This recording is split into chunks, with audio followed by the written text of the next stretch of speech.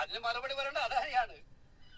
Adani India super ഗവൺമെന്റാണ്. കേരള സർക്കാരിനെ ഇരുട്ടിൽ നിർത്തിയിട്ട് ഇത്തരം കാര്യങ്ങൾ ചെയ്യാൻ അവർക്കാവുന്നതാണ് അവർ വിചാരിക്കുന്നത്.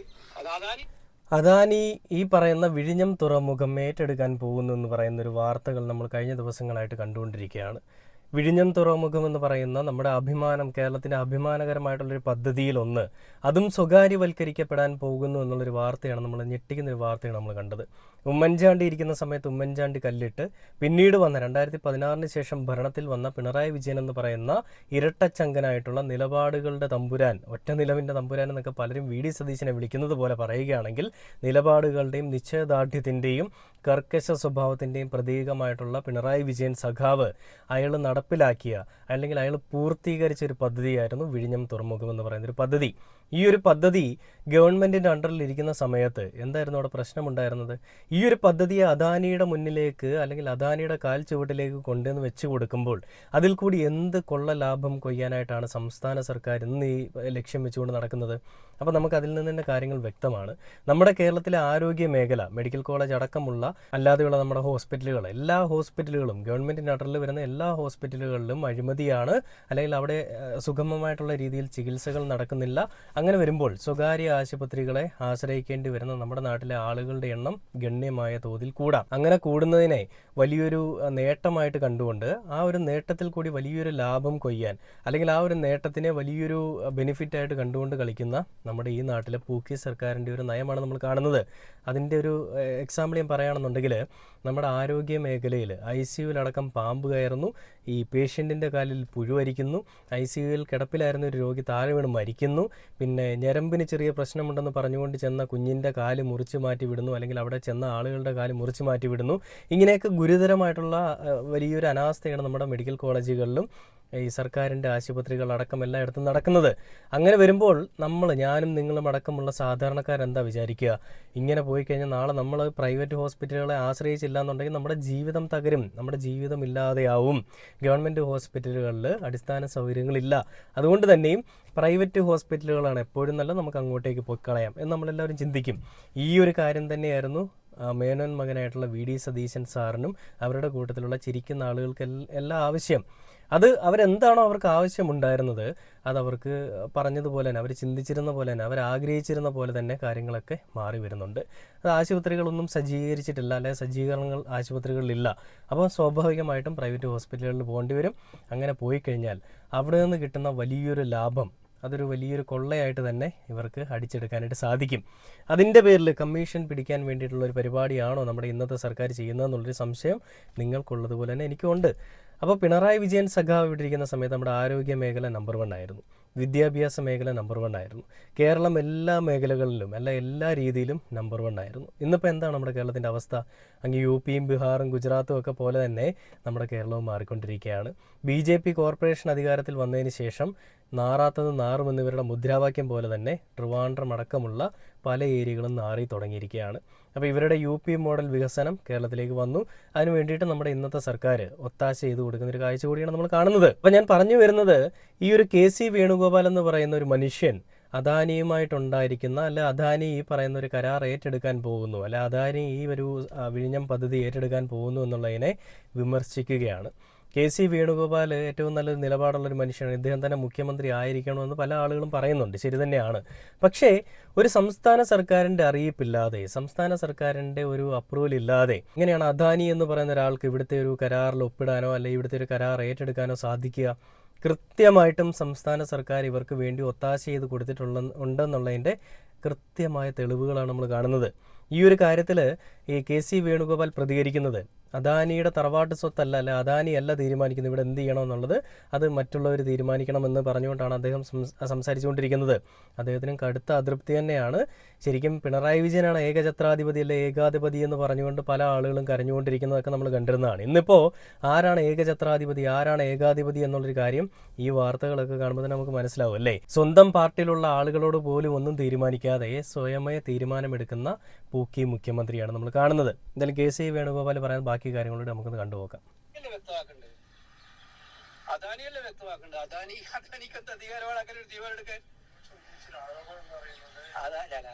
ഞാൻ കണ്ടപ്പോ എനിക്ക് വിചിത്രമായി തോന്നി.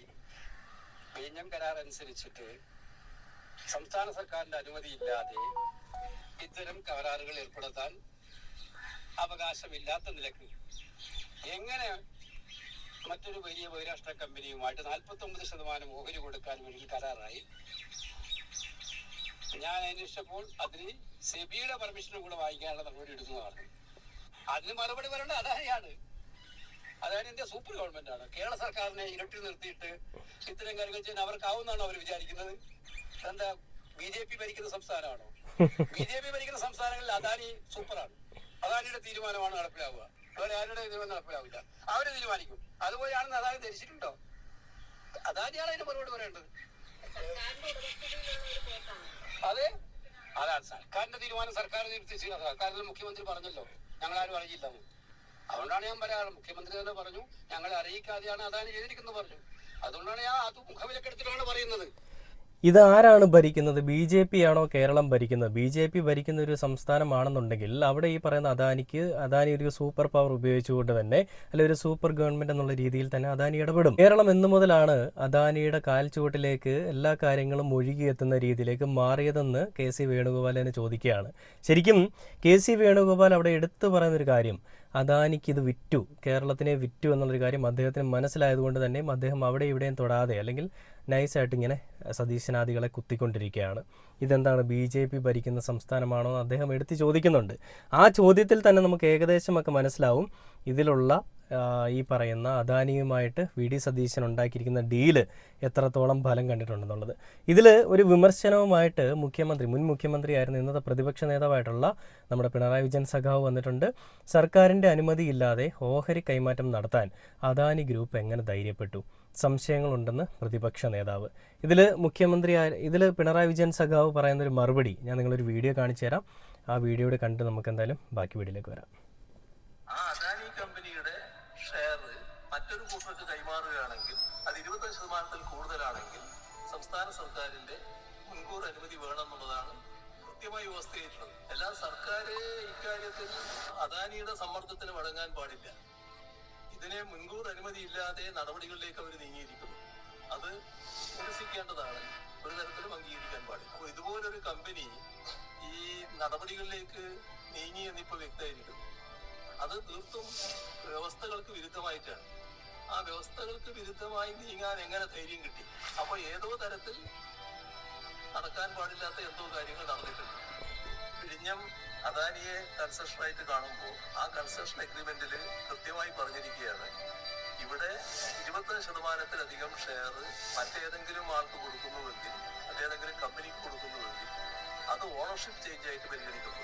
അതിന് മുൻകൂർ അനുമതി സംസ്ഥാന ഗവൺമെന്റിന് വേണം. ഇത് വ്യക്തമായി രേഖപ്പെടുത്തി വെച്ച കാര്യമാണ്. സാധാരണഗതിയിൽ ഈ എഗ്രിമെന്റിന്റെ അടിസ്ഥാനത്തിൽ കാര്യങ്ങൾ നീക്കിയാൽ അദാനിക്ക് അങ്ങനെ പോകാൻ കഴിയില്ല. നിയമവ്യവസ്ഥയുടെ ലംഘനം വന്നാൽ എങ്ങനെയെന്നുള്ളത് നമ്മൾ പരിശോധിക്കണമല്ലോ. നമ്മുടെ വിഴിഞ്ഞം പോർട്ടിന്റെ കാര്യത്തിൽ നിയതമായ നിലപാടുകൾ മാത്രമേ സ്വീകരിച്ചു പോകാൻ പാടുള്ളൂ. അതിൽ നിന്ന് വ്യത്യസ്തത വരും. അതിനെയാണ് നിർത്തുന്നത്. കണ്ടില്ല, ഈ ഒരു വിഷയത്തിൽ പല ആളുകളുടെയും പ്രതിഷേധവും പ്രതികരണവും ഒക്കെ ഞാൻ കാണാനിടയുണ്ടായിരുന്നു.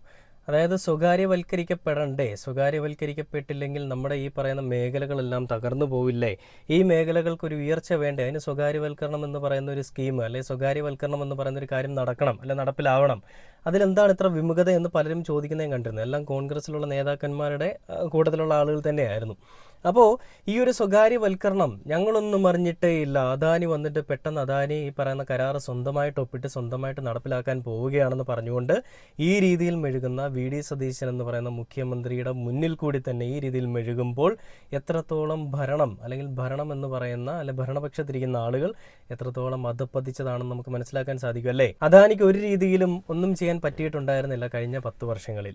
എന്നാൽ അതെല്ലാം മാറ്റിക്കൊണ്ട് അദാനി കയറി മെഴുകാൻ വേണ്ടി, അദാനി കയറി താണ്ഡവമാടാൻ വേണ്ടിയിട്ട് ഇന്ന് വരുന്നുണ്ടെങ്കിൽ, ഇന്ന് അദാനിക്ക് കളിക്കാൻ പറ്റിയ പ്ലാറ്റ്ഫോം KC വേണുഗോപാൽ എന്ന് പറയുന്നൊരു മനുഷ്യൻ ചോദിച്ചതുപോലെ തന്നെ ഇതെന്താ BJP ഭരിക്കുന്ന സംസ്ഥാനമാണോ എന്ന് ചോദിച്ചതുപോലെ തന്നെ ആ ഒരു രീതിയിൽ അദാനി അതിനെ കണ്ടിട്ടുണ്ട്.